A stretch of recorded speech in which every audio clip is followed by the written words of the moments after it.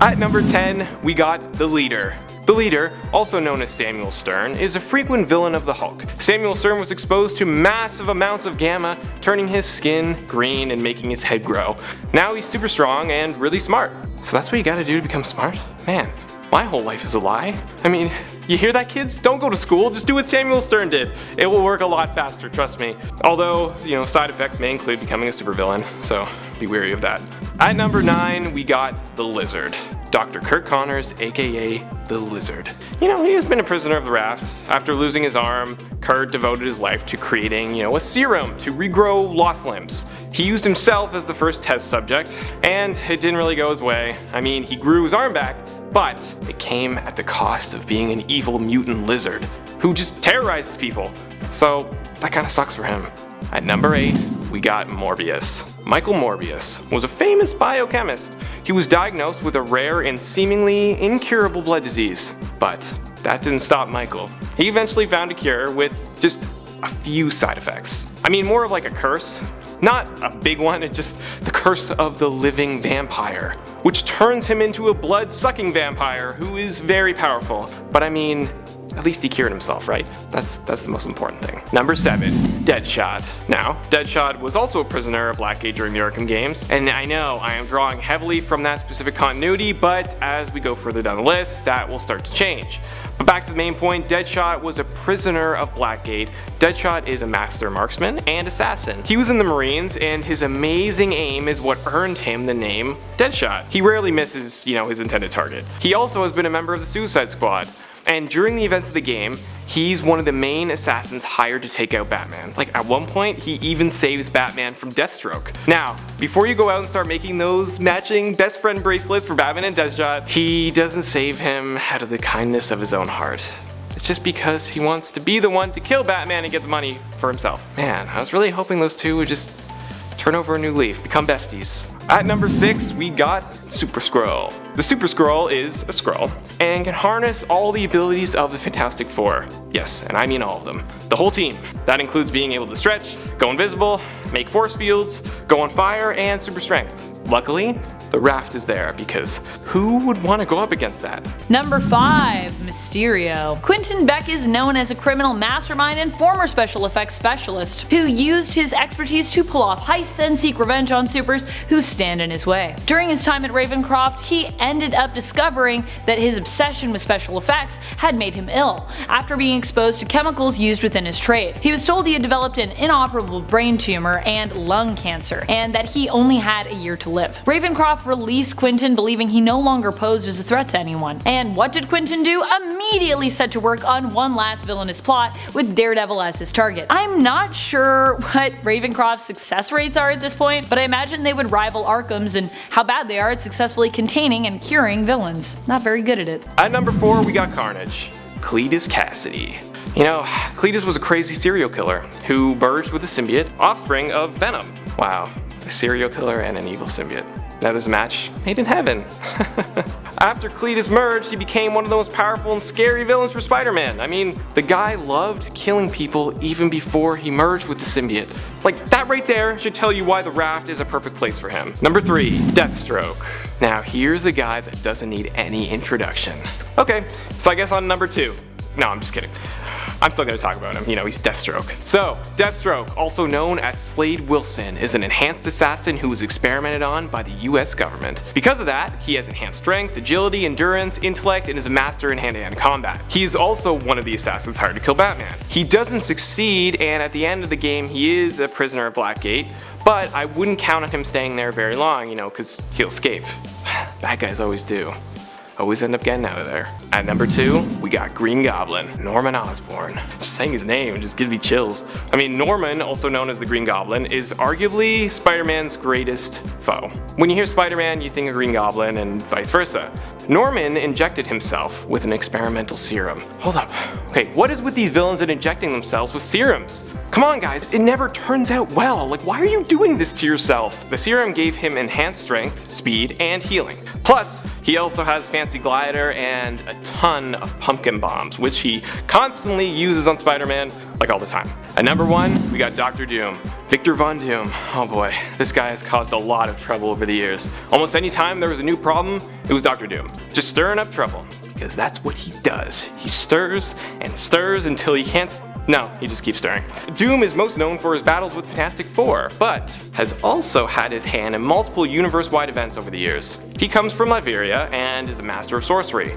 He also wears a really iconic metal mask. I mean, when you see it, you know, you're like, oh, that's Doom. Ah, Doom, what are you doing? Come on. Number 10, Fool Killer. Gregory Salinger wasn't the first to hold the title. In fact, he was influenced to take up the mantle after serving time in prison and hearing stories of the original Fool Killer from his cellmate. He was later given the costume and from there adopted the mantle, finding inspiration in the story of the criminal, where the original Fool Killer was a murderer who was obsessed with religion, punishing and killing those he believed behaved sinfully. Gregory had a different outlook when it came to what made one a fool. He believed that those who were mediocre or materialistic deserved to be labeled fool and killed. Well, sometimes this put him in conflict with heroes, other times it actually put him in conflict with villains. At one point, he even almost killed himself, when after taking on Spider-Man he heard someone remark that anyone who tried to take on the hero was a fool. Gotta kill himself. But he didn't, it's all good. Number 9, Massacre. Marcus Lyman turned villain after an attack on him and his wife left her dead and him with shrapnel lodged in his brain. The shrapnel altered his brain, making him unable to connect with others, and in effect, turning him into a sociopath. Marcus became Massacre and started running around shooting and killing people. He even managed to shoot Spider-Man, but Peter was still able to take him down despite being depowered at the time. Massacre was admitted to Ravencroft Institute. He was committed in the comics in 2011, but managed to escape in 2013. However, he then came up against Superior Spider-Man,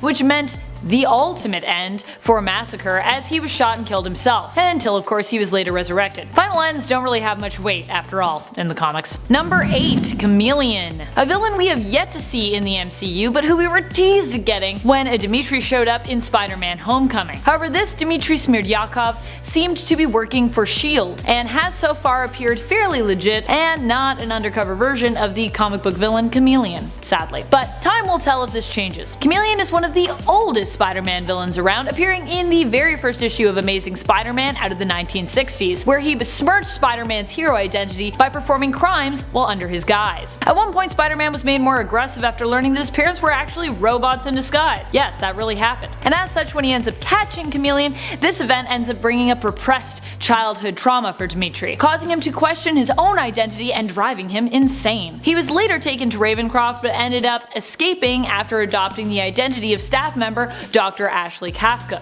At number 7, we got the Juggernaut. Cain Marko is the stepbrother of Charles Xavier. Yes, Professor X. His father Kurt married Xavier's mom Sharon, and they all moved into the X mansion for a while. Juggernaut is powered by the Crimson Gem of Cyttorak, which basically makes him an unstoppable force.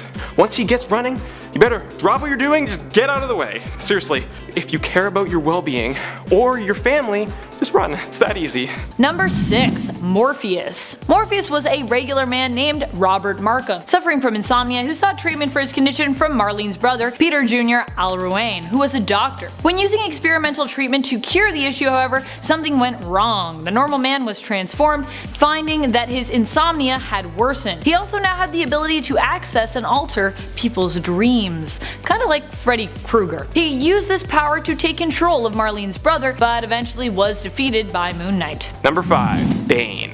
Every time I think of Bane now, my mind immediately thinks of Tom Hardy from Dark Knight Rises. I mean, like, he was terrifying, but, you know, in the best possible way. But back to my main point, Bane is a character that has been to Blackgate both in the games and the comics. In the comics, he was sent there after an altercation with everyone's favorite bat, you know, Batman, if you didn't know. They fought, and even though Bane was enhanced from all the venom, Batman had a new battle suit, and he cut those hoses, feeding Bane all of his venom supply, and then Batman proceeded to beat the living daylights out of him. And then Bane got sent to Blackgate.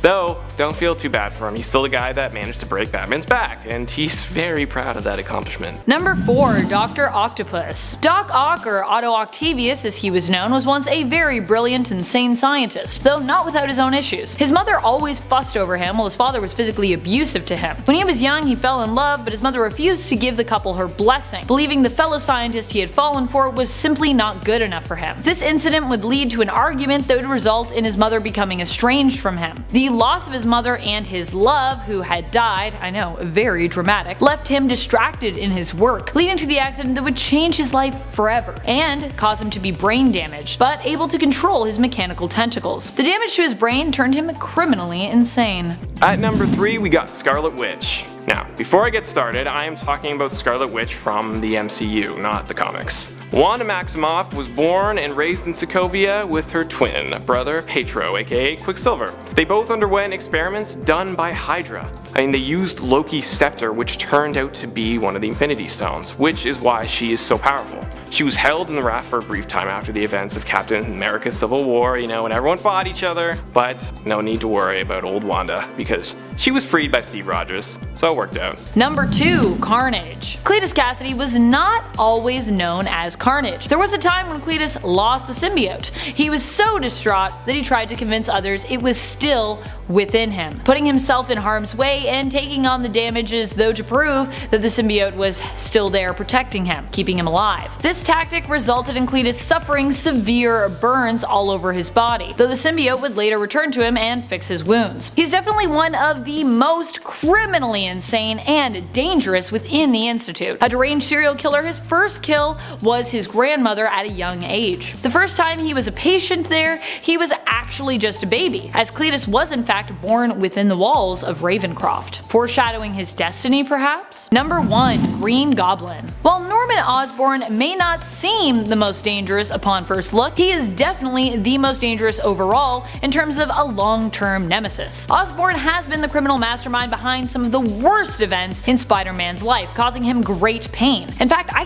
think he enjoys inflicting pain upon Peter more than he would enjoy even killing him or just straight up defeating him. Torturing seems to be a hobby of Norman's. He was admitted to Ravencroft after he bonded with the Carnage symbiote and was defeated. Spider-Man managed to separate the symbiote from him, causing Norman to suffer a psychotic break, wherein he actually believed that he was Cletus Kasady. When he is visited by Spider-Man, he also confesses that he believes that it is not himself but Spider-Man who is actually Norman Osborn. Moral of the story here seems to be that insanity can be contagious when it comes to the Carnage symbiote. Obviously it's got some of Cletus's insanity just built into it. At number 10, Sasha Bordeaux. Sasha was Bruce Wayne's former bodyguard. She was sentenced to Blackgate after her and Bruce were accused of killing Vesper Fairchild. You might just think, oh man, what can a bodyguard do against dangerous criminals? Well folks, she not only had extensive training from the Secret Service, checkmate, and, wait for it, Batman himself.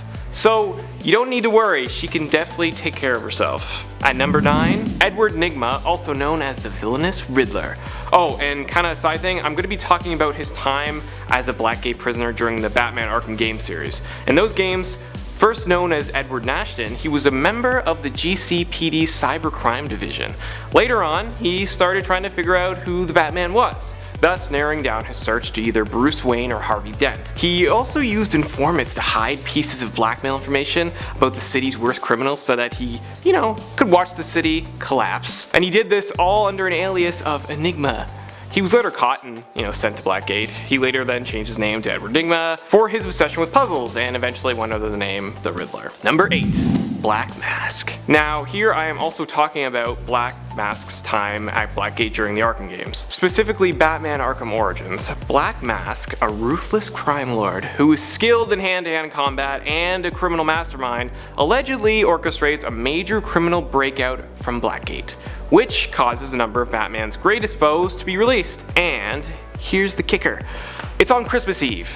Just when you think Batman might have a day off, someone has to ruin it for him. Black Mask also puts out a $50 million bounty on Batman's head, where later on we actually find out it was Joker. Sneaky Joker. Always has some sort of crazy plan. So now Batman has to deal with all these villains specifically coming after him because they all want to get their hands on all that moolah. Number 7. Shriek. Shriek has been known by a few aliases in the comics, though it has been clarified that she was born Frances Barrison. Her life of crime started as a drug dealer, and it was during her time in that profession that she suffered suffered a gunshot to the head, which helped cause her to become psychotic. Carnage helped Shriek to escape and she joined him on his rampage, and the two ended up becoming romantically involved. You know you're psychotic if you're interested in dating Cletus Cassidy. She's been in and out of Ravencroft a few times and was actually temporarily cured of her homicidal nature during her time at the Institute, though she later reverted back to it after being used by the Institute as a power source for the Carnage symbiote. Shriek is known for her ability to bring out dark thoughts and feelings in others, and for her sonic beam, which allows her to create blasts using sound waves. Number 6. Killer Croc. Killer Croc was one of the criminals released from the Blackgate breakout.